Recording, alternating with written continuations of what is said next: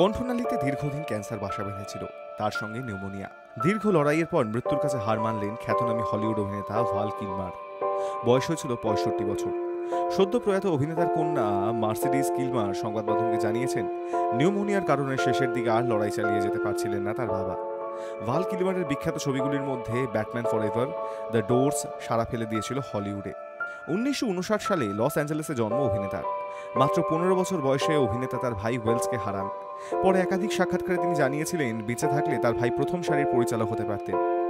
১৯৬৮ সালে ভাল আইসম্যান ছবির মাধ্যমে প্রথম প্রচারের আলোয় আসেন। এই ছবিতে তিনি নৌ বিমান চালকের ভূমিকায় অভিনয় করেছিলেন। ১৯৮৬ সালে টম ক্রুজের সঙ্গে পর্দাভাগ করেন টপ গান ছবিতে। এরপর তাকে আর পেছনে ফিরে তাকাতে হয়নি।